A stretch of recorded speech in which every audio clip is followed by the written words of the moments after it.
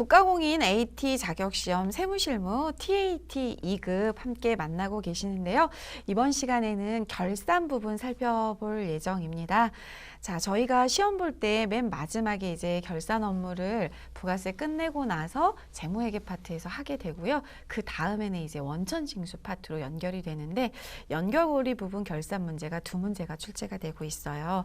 그래서 이 두 문제가 결산에서 어떤 게 출제되는지 보시고 출제되는 문제가 수동결산 하나, 자동결산 하나 이렇게 출제가 되거든요. 이제 그 내용들을 저희 같이 한번 살펴볼 거예요. 수동결산 같은 경우는 저희가 직접 프로그램에다가 12월 31일로 전표를 입력해 주는 거고, 자동결산 같은 경우는 자동결산이라고 하는 것 자체가 전표 입력을 저희가 스스로 안 하고 전표 추가 버튼을 눌러서 자동으로 전표가 생성된다라는 의미의 바로 자동결산이에요. 그래서 메뉴 중에 결산 자료 입력을 이용해서 자동결산을 하게 돼요.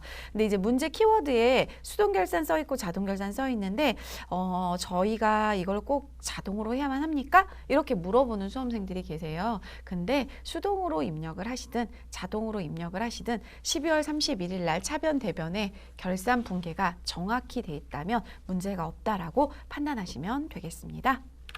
자, 그러면 더존 스마트A 프로그램에서 어떤 결산 순서로 진행을 해야 되는지 살펴보시면은요. 저희 기업의 결산 정리 사항이 뭐가 있지라는 걸 먼저 체크를 하셔야 되겠죠. 그 수많은 결산 사항들 중에서 자동 결산 프로그램, 즉 결산 자료 입력 메뉴에 가보시면 금액을 각 란에다 입력을 할 수가 있는데 그 금액을 입력하는 란이 형성이 안 되어 있다면 이 부분은 자동 결산을 할 수가 없는 거예요. 그럴 경우에는 어디로 간다? 직접 내가 12월 30일 날 일반 전표 입력에 가서 직접 전표를 만든다. 그럼 왜 자동 결산이 수동 결산보다 먼저 진행이 돼야 되냐? 자동 결산은요, 여러분, 1월부터 12월 것까지의 손익계산서 형태를 취하고 있어요. 즉, 매출액 마이너스 매출원가는 매출 총 손익, 마이너스 판매비와 관리비는 영업손익 플러스 영업의 수익 마이너스 영업의 비용은 법인세 차감 전 순손익 마이너스 법인세 비용은 당기순이익. 그 그림을 보여주고 있기 때문에 맨 하단에 보시면 당기순이익을 확인하실 수가 있어요. 그런데 저희가 이 수동결산에서 어떤 전표를 뭐 선수수익, 미수수익, 미지급비용, 선급비용 이러한 내용들을 좀 늦게 입력을 했다 그러면 그 부분이 이제 뒤늦게 일로 와서 또 반영이 되잖아요. 그럴 때는 또다시 열어가지고 확인해 보셔야 되니까 실제로 프로세스를 본다면 수동결산을 입력을 하고 자동결산을 하시는 게 맞고요. 그리고 이 자동결산에서 저희가 금액을 입력한 거 외에 재고자산이라든지 자동 프로세스가 진행되는 것들이 있어요. 원재료가 원재료 B로 대체되고 원재료 B가 제공품으로 대체돼서 제공품이 제품으로 대체되고 제품이 제품 매출원가로 대체되고 그런 최종적인 마무리가 이루어져서 순서는 이 수동을 먼저 하고 자동으로 가야 되는구나 라고 알고 계시면 되고요. 요걸 다 하고 나면 손익계산서가 마무리가 돼서 당기순이익이 확정이 되고요. 이익영업 처분계산서에는 전기에 이월됐던 이익잉여금하고 단기의 당기순이익하고 합해져가지고 차기 2월 이익잉여금이 되는 거죠. 그리고 재무상태표와 마무리 자급으로 이익잉여금 자리에 가보시면 앞서 여기에서 넘어온 그 전기에서 이월된 것과 단기의 순이익이 합해진 금액이 이익잉여금으로 보여져서 얘네 둘이 금액이 맞는지 안 맞는지 CF 비교하게 되어 있어요. 그래서 만약에 문제가 있다 그러면은 에러가 나요, 여러분. 최근에 제가 이제 법인 조정을 하면서 결산을 하면서 에러 난 부분들을 정말 애먹게 찾은 게 하나 있어요. 실제로 제조기업인데 도급 공사 쪽에 600번대, 700번대 코드들 중에 일부가 어떻게 입력하다 보니까 들어가게 됐었나 봐요. 그 데이터 상으로. 근데 이제 그 금액이 실제로는 반영이 안 되고 실제로 붕괴는 되어 있는데 600번대, 700번대 관련된 제조원가 부분 도급원가, 뭐 분양원가 이런 부분들에 연동되는 부분들이 반영이 안 되다 보니까 금액이 요만큼 차이가 나는 게 어디 있지라고 찾는데 시간이 조금 소요가 됐었어요. 그래서 여러분이 코드를 저희는 지금 시험에서 500번대하고 800번대를 사용을 하고 있잖아요. 실수로 600번대하고 700번대를 넣게 되셨을 경우에는 여기서 에러가 날 수 있어요. 여러분이 그 원가 명세서를 제대로 작성을 안 했을 경우에. 그래서 이런 것들이 차이가 나는 걸 에러를 해결하실 수 있으려면 지금 보시는 것처럼 실무 프로그램상 결산 순서에 대한 이해도가 좀 있으셔야 해결을 하실 수가 있어요. 자, 그러면 TAT 2급 수준의 수동 결산 문제는 어떤 것들이 좀 출제되고 있는가라는 걸 정리를 한번 해보도록 할게요. 저희가 직접 전표 입력에 입력을 하는 내용인데요. 먼저 여러분 수익과 비용이 발생주의 회계에 의해서 이연과 예상이라는 결산 정리 분계가 나오게 되죠. 예를 들어 보험료 선급품 같은 경우는 차기분 보험료를 대변으로 소멸시키시고 차변에 선급 비용이란 계정 과목을 쓰게 되고요. 이자 수익을 미리 받은 게 있다 그러면 차기분 이자 수익에 대해서는 차변으로 수익을 넘기시고 선수 수익이라는 계정 과목을 쓰게 되는 거죠. 임차료라는 비용 중에 단기분인데 아직 회계 처리가 안 된 발생분이 있다 그러면 차변에 단기분 임차료 비용을 발생시켜주고 미지급 비용이라는 부채 계정 과목을 설정하죠. 임대료 수익에 대해서 아직 못 받은 게 있다 그러면 임대료 단기분에 대해서 수익으로 발생시키시고 미수 수익이라는 계정 과목을 상대 계정에 쓰죠. 요 네 가지 사항이 나오면 FAT 1급 수준에서는 조금 어렵다고 하시는데 TAT 2급을 공부하시는 여러분은 아주 자신 있게 잘 하셔야만 해요. 자, 소모품의 정리 같은 경우도 구입 시 자산으로 처리하면 차변에 소모품, 대변에 현금 이렇게 처리가 되는데 그 소모품 중에서 사용을 해버렸다 그러면 사용분을 단기 소모품비 비용으로 대체시키시는 회계 처리를 하게 되고요. 소모품 구입 시에 비용 처리를 했다 그러면 차변에 소모품비라고 회계 처리가 됐겠죠. 근데 그거 모두 다 썼니? 그랬을 때 아니 일부는 안 썼어. 미사용분을 자산으로 대체하는 회계 처리를 이때는 또 해주셔야 되겠죠. 자, 그리고 단기매매 증권을 평가할 때는 공정가치와 장부금액을 비교해서 공정가치가 높으면 단기매매 증권 평가이익이라는 영업의 수익이 나타나는 거고 장부금액과 공정가치를 비교해서 장부금액이 더 높으면 단기매매 증권 평가 손실이라고 하는 영업의 비용이 나타나게 되죠.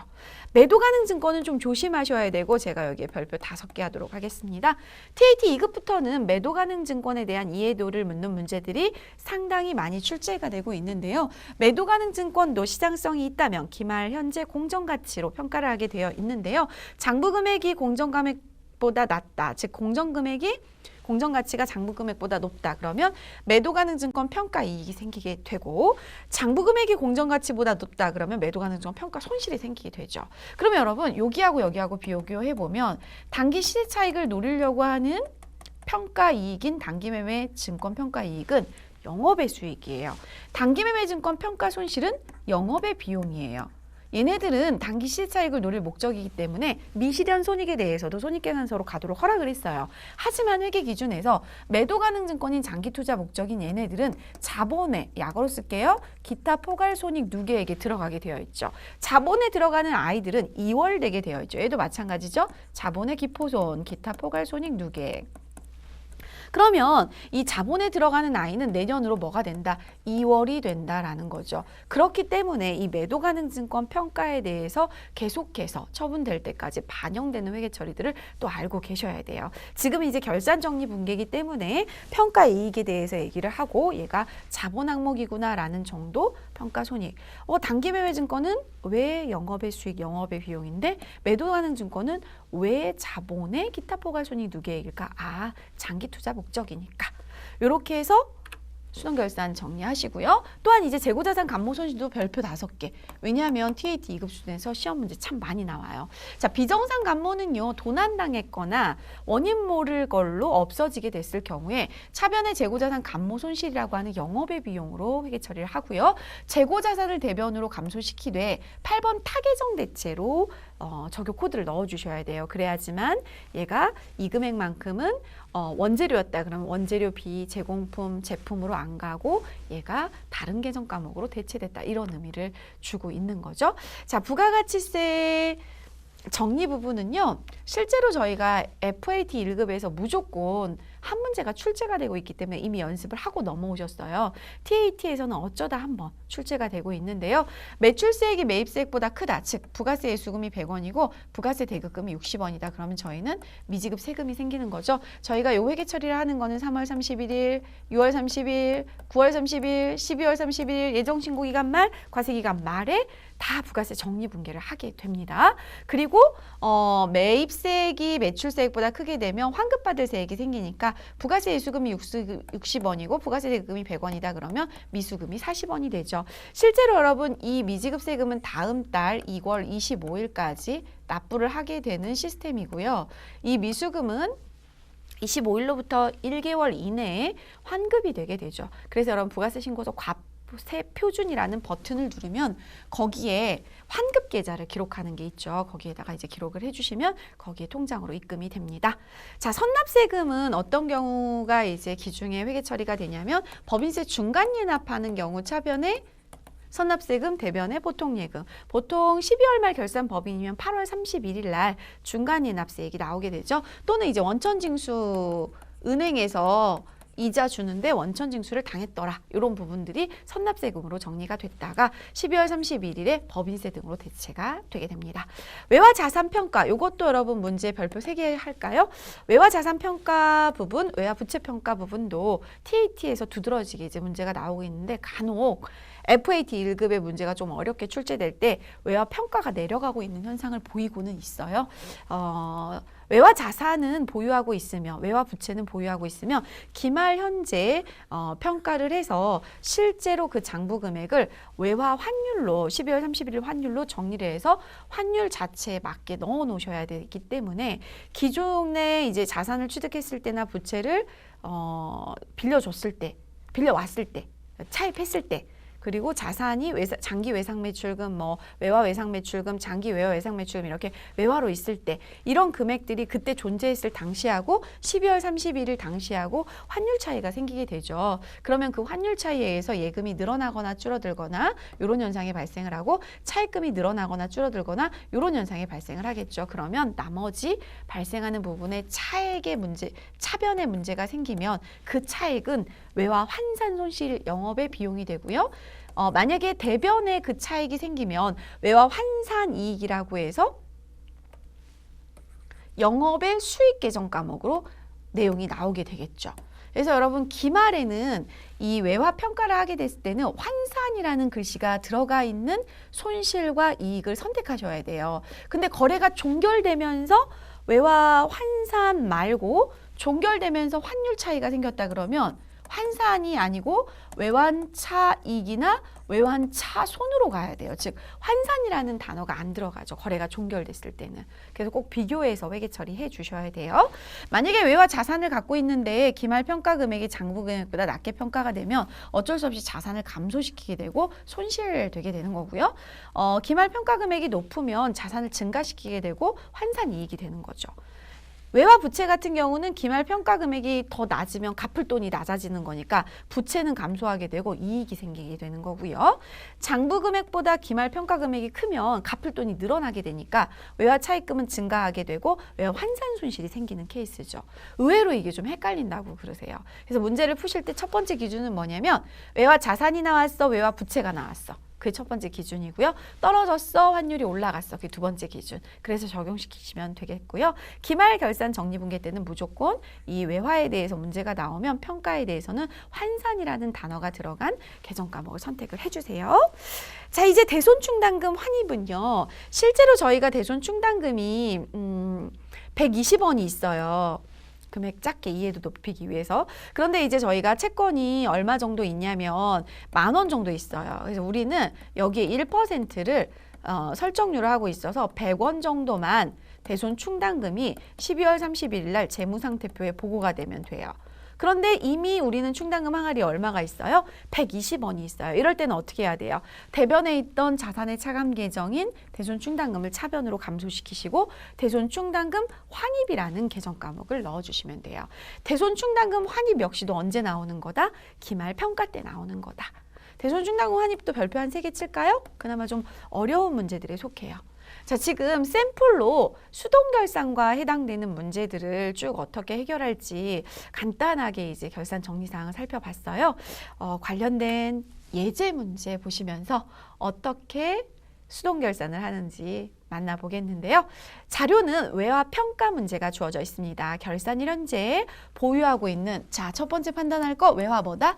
자산이다. 여러분 자산이 환율이 오르면 좋아요, 안 좋아요? 좋아요. 환산 이익이 생기겠죠. 환율이 떨어지면요?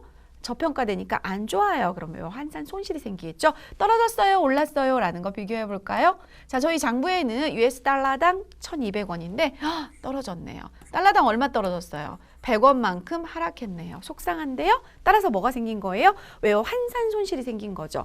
달러당 100원이 하락했는데 저희 외화 금액은 95,000달러이고요. 하락한 100원을 곱해주시면 950만 달러만큼이 어떻게 됐다? 하락했다라고 판단이 되네요. 따라서 차변에 있던 외화 외상 매출금 대변으로 감소하겠죠? 약어로 쓸게요. 환율이 떨어져서 본의 아니게 자산이 감소했고요. 여기서 외화 뭐가 들어간다고요? 뭐가 들어간다고요? 환산. 여러분 있잖아요. 저하고 이렇게 같이 하실 때 대답을 해주시면 되게 공부가 잘 돼요. 한번 해보세요. 환산 방금 해보셨으니까 외화 환산 손실이라고 들어가야 되겠죠? 영업의 비용의 발생 950만 원. 저희가 직접 12월 31일 날 일반 전표에 입력해 주시면 되겠어요. 여러분 있잖아요.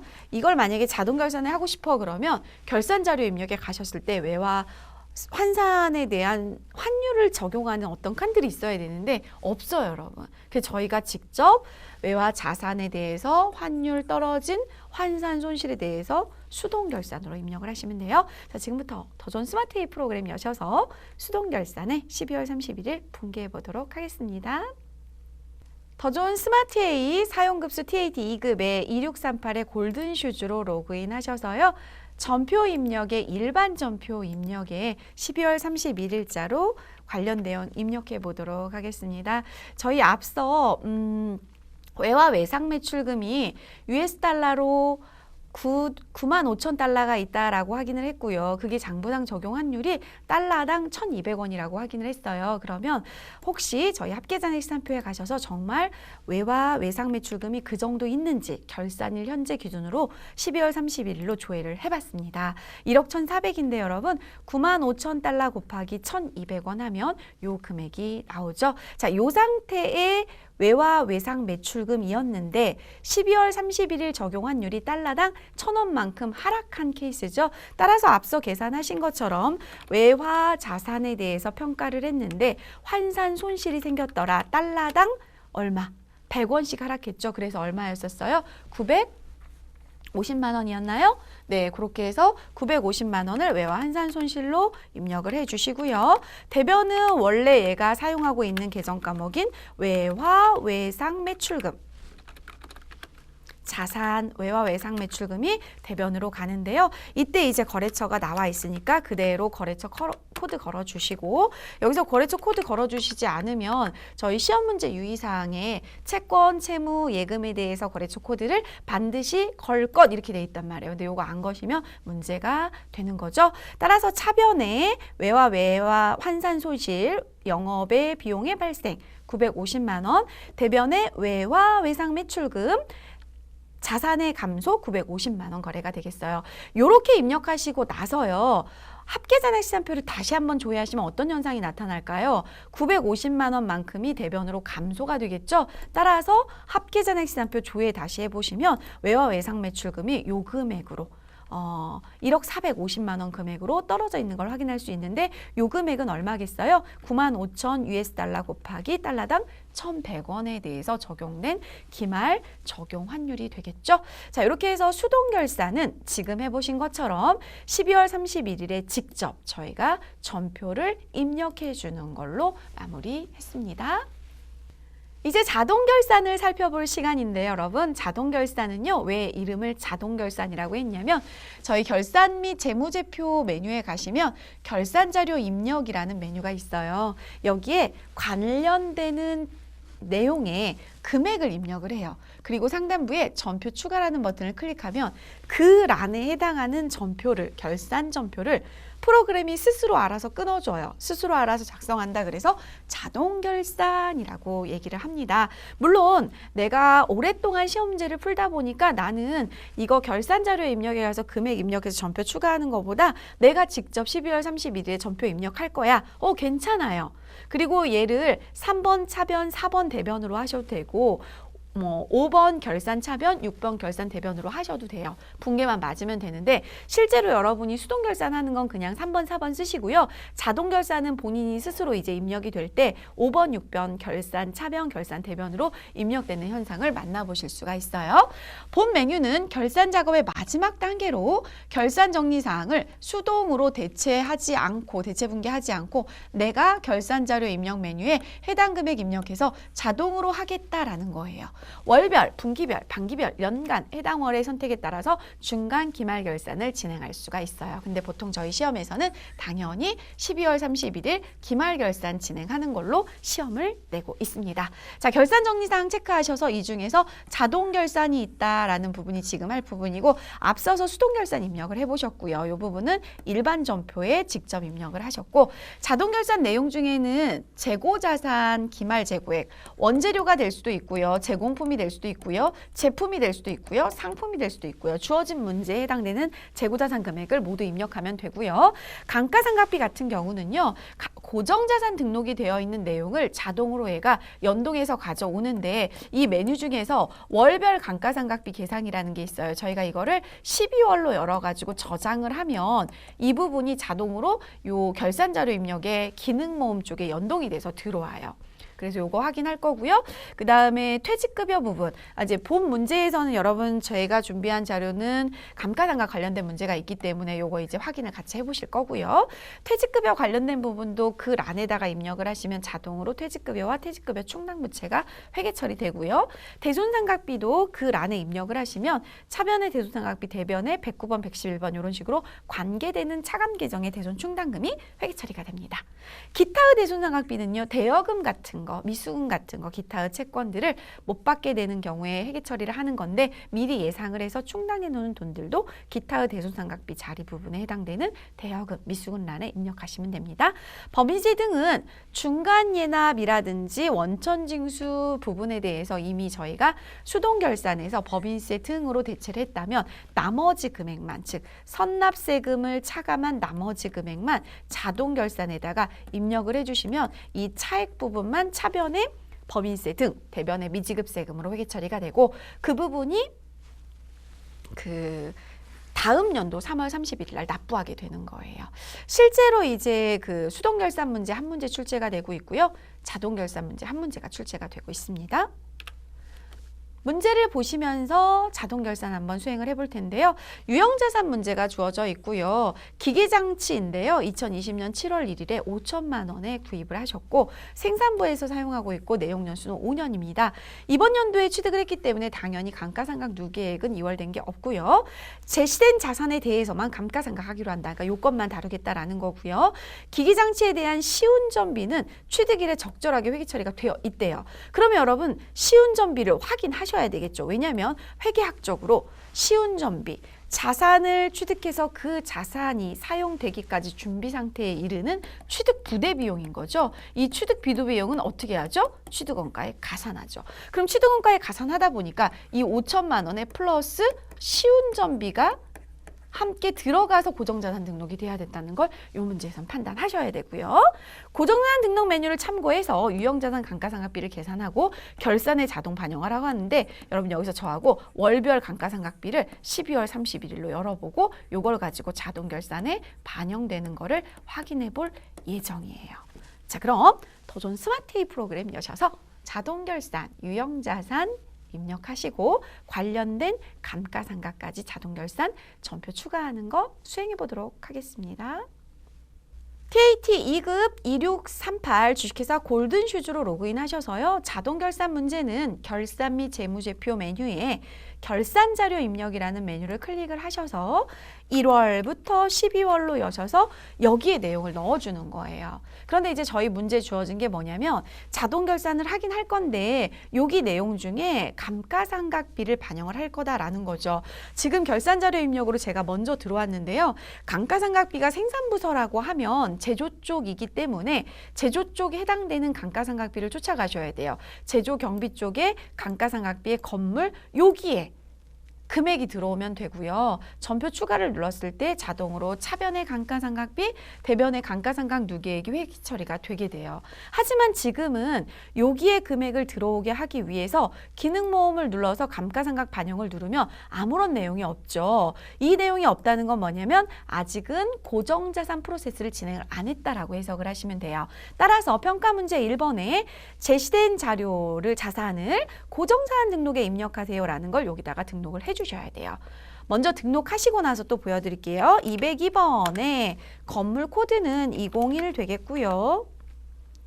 건물이 아니고 여러분 기계장치죠. F2키 눌러서 206번. 기계장치는 206번 되겠어요. 코드는 201번, 자산명은 기계장치, 포장기계네요. 자산명 그대로 써주시고요. 2020년 7월 1일 되겠고요. 정율법으로 진행을 하고요. 얘는 2020년도에 취득했기 때문에 기초가액에 입력하는 게 아니고 신규 취득가액 4번 란에 5천만 원을 입력해 주시면 되겠고요. 내용연수 5년 되겠습니다. 생산부서에서 사용함으로 경비구분 코드가 500번대로 세팅이 돼야 되겠죠. 따라서 회사 상각비가 얼마가 나왔어요? 1172만 5천 원이 나왔네요. 2020년 7월 1일에 취득한 포장기계가 5천만 원짜리였었어요. 그런데 여러분 여기서 잠시 어떤 생각을 하셔야 돼요. 이 5천만 원에 뭐가 더 얹어가야 되죠? 시운전비가 얹어가야 되죠.